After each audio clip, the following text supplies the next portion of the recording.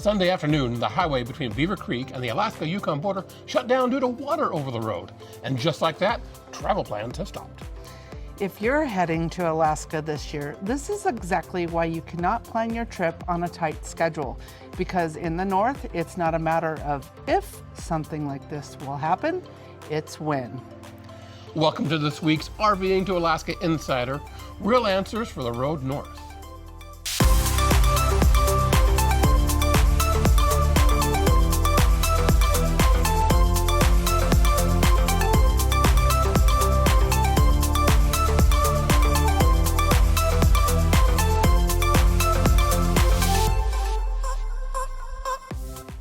Hey everyone, I'm Gary with RVing to Alaska.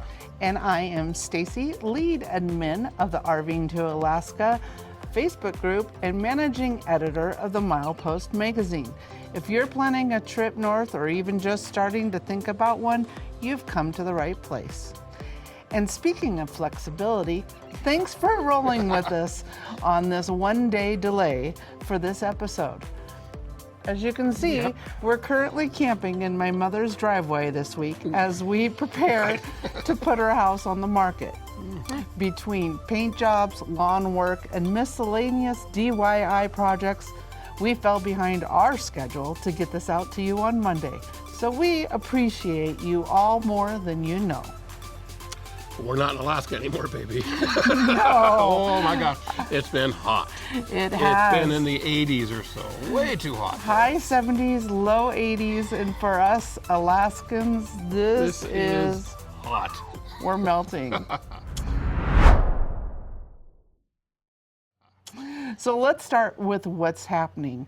As Gary mentioned, this past Sunday, there was water over the highway between Beaver Creek and the Alaska-Yukon border. This stretch of road had been closed since yesterday afternoon, and road crews came on site and began assessing the situation and told us that the road would remain closed overnight and not to expect another update until 2 p.m. Pacific time on Monday today. By 10:30 a.m. this morning, the Yukon Department of Transportation had deemed the road safe and reopened the highway. That's good. Yes. Short closure. Short closure. Considering what they can be sometimes, it's a short closure. This isn't unusual. No. Snow melt, heavy rain, frost heaves, wildfires, construction projects. These are all part of traveling in the north. It's not the question if these will happen, but like I said earlier, it is more about when. Right, because it's going to happen. We're going to experience closures at some point, so you have to plan for that. Yeah, I'm really shocked we have it so early, but Yeah, a little bit, you know, yeah. you just got to roll with those punches. And this is where a lot of travelers get into trouble.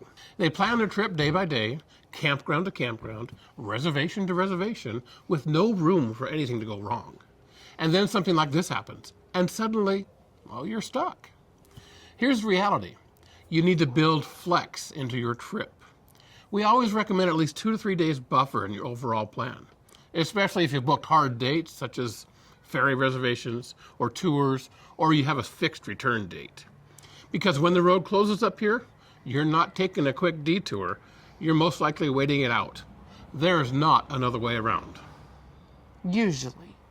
Depending on how far north you are. Once you hit the Alcan, there's not too many other ways around. So what do you do if you find yourself in this situation? Well, first of all, you want to stay calm and stay put. Right. Most closures in the north are temporary.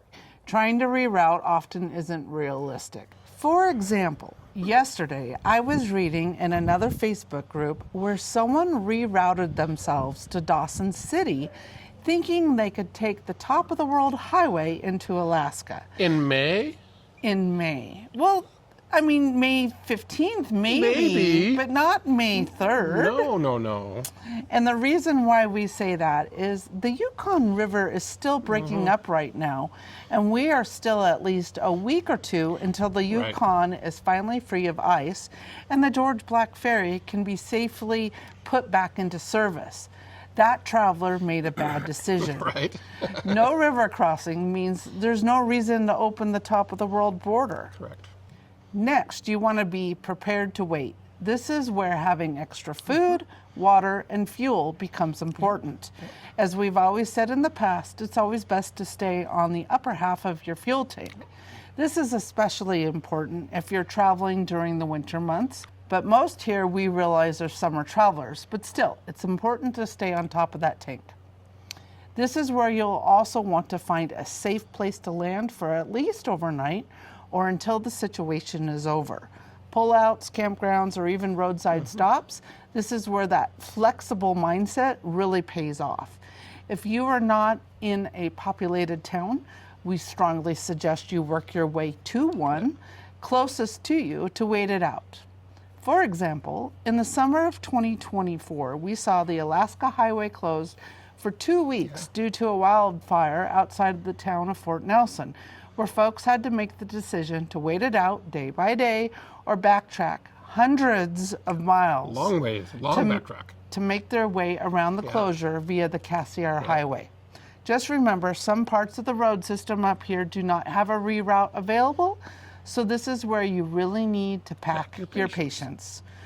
Finally, I would like to say that the road crews of the North are incredibly capable of fixing problems at a speed that may be unheard of in lower latitudes. That is the truth. So don't give up all hope if the road closes. Just give it a little time and patience, and you will be surprised what the adventure brings to you.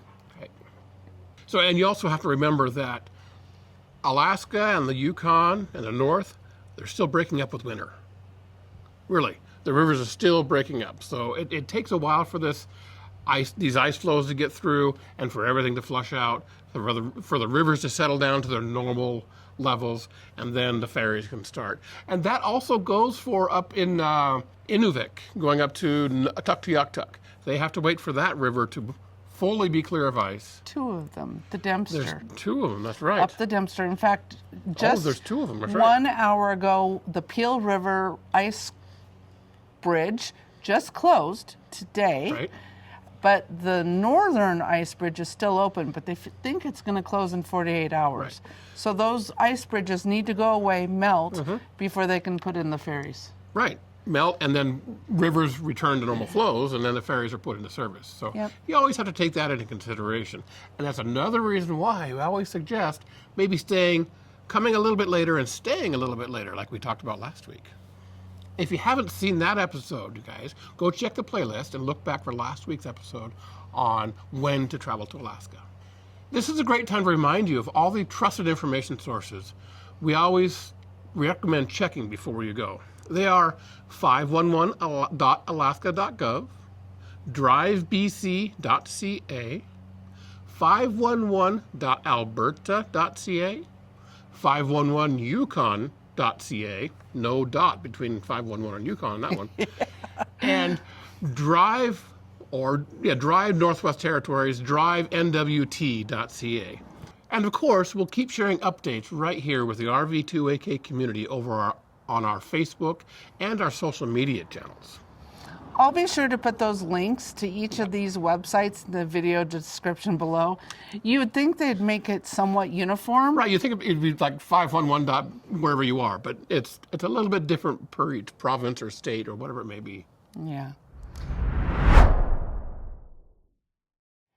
In going with today's theme of being flexible, let's talk about how the milepost can come in clutch when your plans change. Good idea. Maybe you got a late start, maybe there's construction, weather, a detour, or like this week, you just need an extra day. This is where the milepost really becomes your best friend on the road. Let's say you've planned to stop at a certain campground tonight, but now you're running behind. Instead of guessing or stressing, you can just scan ahead in the road log. Our road logs within each highway section visually call out things such as upcoming campgrounds, lodges, as well as fuel stops. Yep. There's a little black icon at that milepost entry that highlights these services. Right. And not only does it provide information on where campgrounds and fuel services may be, there's also information on where hikes may be and other points of interest that you can find entertaining throughout your route. And these are great opportunities while you have some downtime to go take a look at these points of interest. Yes, but what I'm specifically pointing to is these icons. Right. And I don't right here we have a gas, a campground symbol. Here's another campground symbol, a dump station, and an EV charger. And this becomes even more important when it comes to fuel. Those fuel icons help make sure you're not stretching things too far. That's true. Yes, yes. We experienced that last year. Yeah, while we were on the road logging for the milepost. Right. We knew we were going to get ourselves in trouble if we didn't turn around and backtrack 20 miles and get fuel, because without doing so, using the milepost, we would have never made it to the next fuel station. We would have been about 30 miles short. Yeah. And I mean, it was close. It was almost close enough we could have risked it, but we didn't have any extra fuel. So we did the smart thing. We tucked our tails and we turned around. Yeah. And honestly, this is exactly why we always say, stay flexible. It's the key when traveling to Alaska. Yes, it is. The milepost gives you the confidence to adjust your plans on the fly without second guessing. Yeah. If you don't already have your copy, make sure you grab one before your trip. It's one of the most valuable tools you'll have on the road north. It sure is. You can scan the QR code here on the screen. I'll probably put it right down here. Just don't block my face. And you can order your copy today. I have to say the milepost has been it's been a lot of fun to actually use it. When we traveled last year down to the lower 48 and back up, there were so many tips and tricks in the milepost that we had never seen before.